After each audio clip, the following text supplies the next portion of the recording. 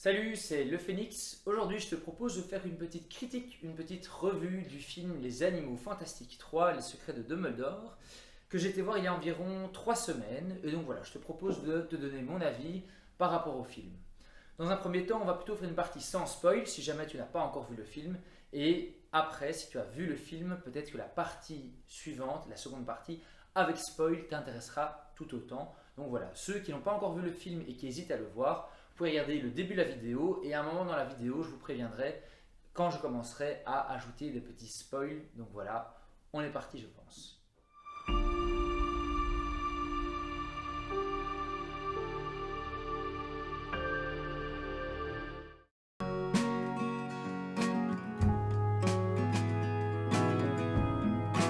Commençons donc avec la partie sans spoil. Je vais d'abord parler des éléments que j'ai plutôt bien aimés et puis ensuite des éléments que j'ai un petit peu moins aimés. Mais je préfère quand même annoncer la couleur directement.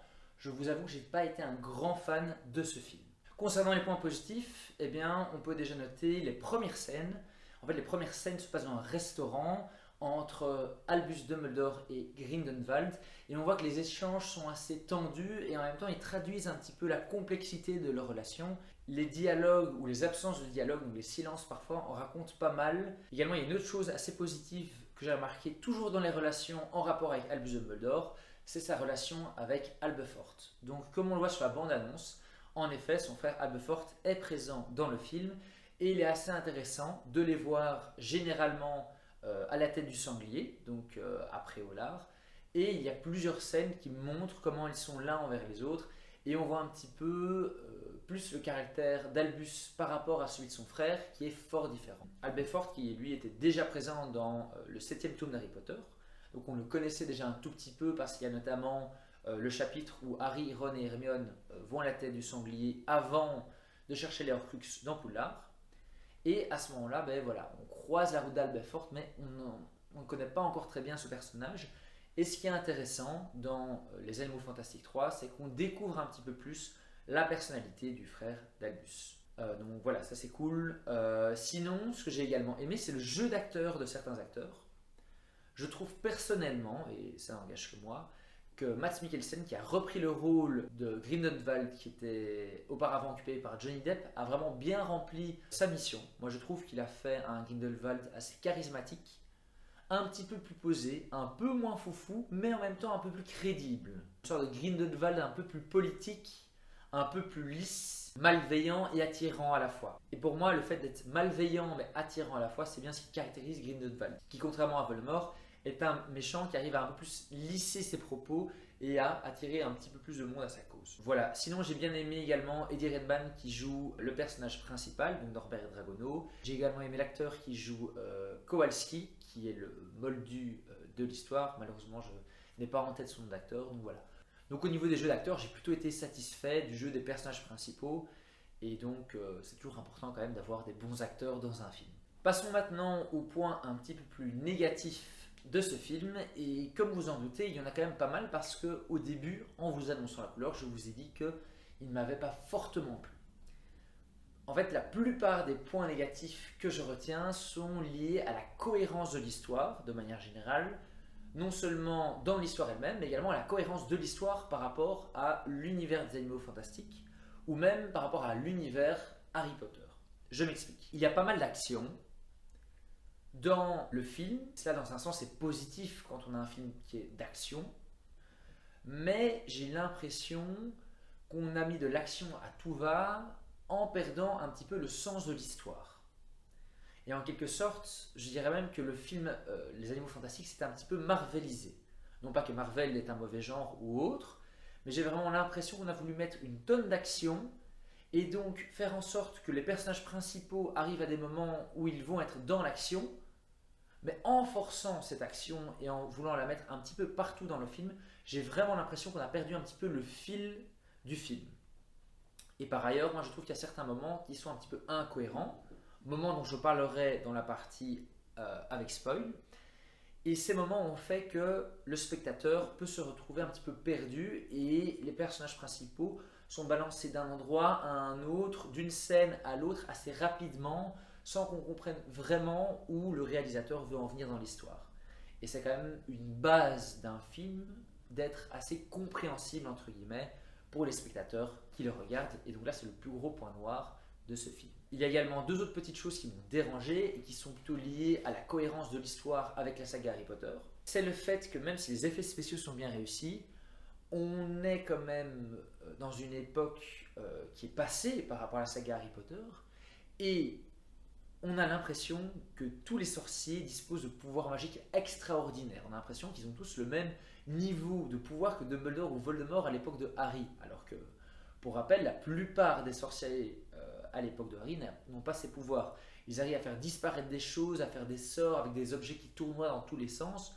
Alors oui, il y a des très bons sorciers, donc c'est quand même logique de retrouver ces pouvoirs, mais on a quand même l'impression que le niveau est extrêmement élevé. Ce qui pourrait être positif en un sens, mais moi je reproche cette non-cohérence entre la saga Harry Potter avec un niveau de sortilège moins élevé alors qu'on est plus loin dans le temps, donc potentiellement plus évolué dans la connaissance magique, par rapport à une époque plus lointaine et avec beaucoup de sorciers qui se débrouillent presque trop bien.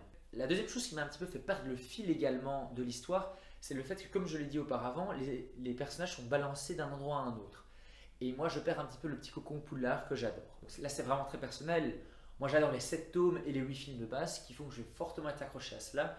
Et dans ces films ou tomes, la plupart du temps, on avait notre cocon à Poudlard, notre cocon en Angleterre, avec Poudlard, le terrier, le ministère de la magie éventuellement, Sainte-Mangouste, le chemin de traverse. Voilà, 4-5 lieux très connus, très réputés. Et là, on est balancé de gauche à droite et je m'y perdais un peu. Et je préférais le cocon Poudlard et le cocon Angleterre. C'est vrai que ce côté international n'est pas une mauvaise chose, mais personnellement, moi, c'est pas ce qui m'a attiré le plus.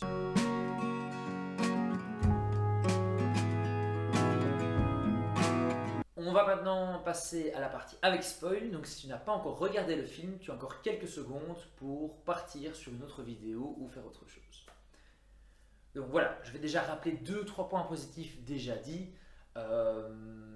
Le jeu des acteurs, c'est très bien. Les effets spéciaux sont vraiment pas mal du tout, même si, comme je l'ai dit, cela fait un peu trop évoluer les pouvoirs à mon goût. Et donc, dans cette partie avec spoil, je vais quand même plutôt parler en profondeur des éléments négatifs qui m'ont un petit peu plus dérangé. Alors déjà, j'ai plus généralement parlé des incohérences et c'est de cela dont je vais principalement parler ici. Déjà, premièrement, pourquoi est-ce que Kowalski, le moldu, en est là? Pourquoi est-ce qu'il a une baguette magique? Donc ceux qui ont vu la bande-annonce ont vu, tiens, on a donné une baguette magique à un moldu. Alors déjà, moi, quand j'ai vu la bande-annonce, je me suis dit, mais non, s'il donne des pouvoirs magiques à un moldu, ça décrédibilise une des règles principales dans Harry Potter, qui est que un moldu n'a pas de pouvoir magique et des sorciers ont des pouvoirs magiques. Donc déjà là, ça me titille un petit peu. Dans le film, comme on l'a remarqué, Kowalski n'a pas véritablement de pouvoir magique. Alors oui, il y a une scène où il agite un peu la baguette et en fait, derrière lui, c'est un autre sorcier ou une autre sorcière dans ce cas-là, qui use de magie pour lui. Et donc, je ne comprends pas très bien où on a voulu en venir avec un moldu, donc Kowalski en l'occurrence, qui a une baguette magique. Il n'a quand même pas de pouvoir magique, donc tout au long du film, il tient sa baguette magique, mais en fait, qui lui sert à rien. Et donc Kowalski est intégré au monde des sorciers, il part en mission, alors qu'il n'a aucun pouvoir magique et il a presque aucune chance d'avoir de l'influence sur la fin de l'histoire et sur le dénouement. Ensuite, je trouve que placer le Qilin au centre de la décision pour décider qui sera le maître suprême de la magie au monde est un petit peu simpliste. Donc, c'est-à-dire, si on se remémore un petit peu le film, c'est le Qilin qui doit désigner qui sera le maître suprême de la magie parce qu'il sait qui a un bon fond, qui a un bon cœur et qui est apte à gouverner l'ensemble des sorciers, l'ensemble du monde des sorciers.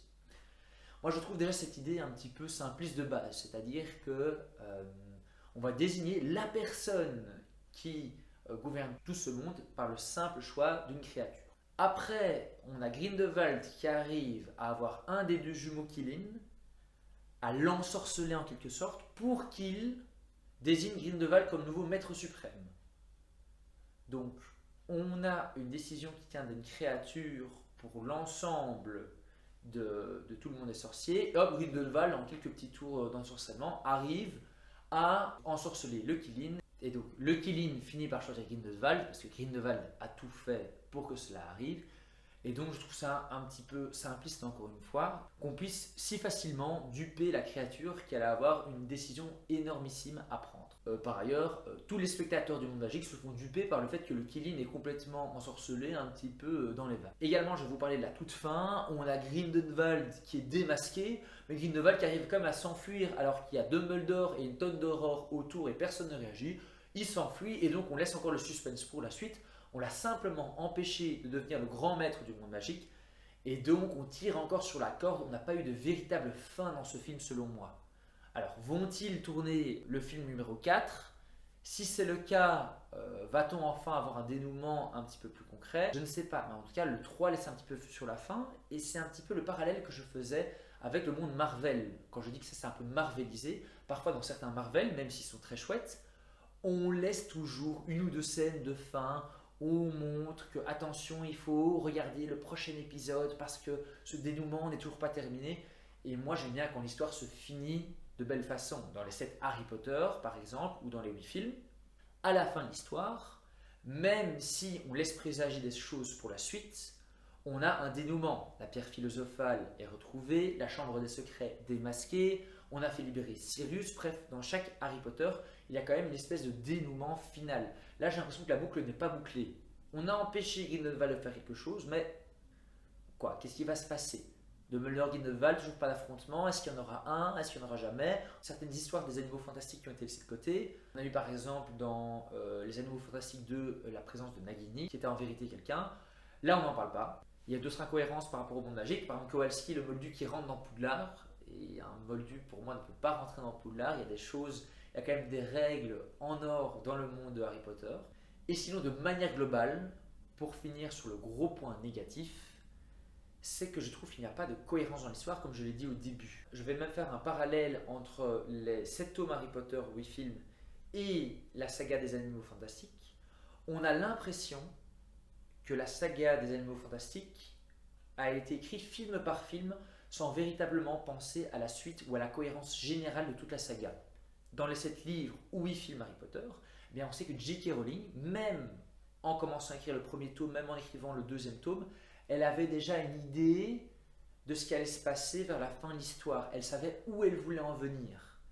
Et là, j'ai vraiment l'impression que le film 3 a été réalisé presque indépendamment des autres. Il y a des choses qu'on a totalement balayées du 2, il y a des choses qu'on a rajoutées dans le 3, et il n'y a pas véritablement de dénouement, voilà.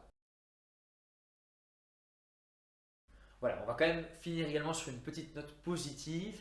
J'ai fortement aimé la scène où Dumbledore est devant le tableau d'Ariana et où il y a Norbert Dragono qui discute avec Dumbledore, qui lui est rempli de culpabilité. Il y a Norbert qui essaye en ses mots et assez joliment de convaincre Dumbledore que c'est quelqu'un de bien et qu'il doit essayer de se déculpabiliser un maximum de cette tragique histoire.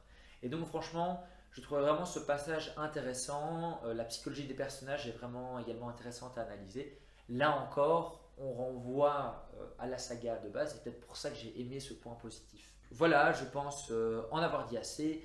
J'ai donné pas mal de points positifs et surtout pas mal de points négatifs. Donc comme vous l'avez compris, moi je ne suis pas un grand fan des animaux fantastiques, ce qui ne veut pas dire que je n'ai pas apprécié certains aspects du film. Et ce qui ne veut pas dire que vous ne devez pas aller le regarder si ce n'est pas encore fait, bien évidemment. Pour conclure, je dirais également que moi, je regarderai le 4e film s'il y en a un, s'il sort, parce que je suis curieux, parce que j'aime la saga Harry Potter. Mais je pense que ce n'est pas une saga, les animaux fantastiques, que je vais regarder et re-regarder comme je le fais pour les films Harry Potter. Les films Harry Potter, je les regarde 1 à 2 fois par an chacun presque, donc c'est quand même pas mal. Tandis que bon, la saga des animaux fantastiques, je vais peut-être le revoir 1 fois comme ça, mais voilà. C'est pas une saga qui me tient autant à cœur que l'histoire de base dans Harry Potter. Voilà, merci d'avoir suivi cette vidéo jusqu'au bout. N'hésite pas à partager cette vidéo, ça me ferait plaisir. Et je te souhaite la meilleure soirée ou la meilleure journée possible, peu importe à quel moment tu regardes cette vidéo. Salut!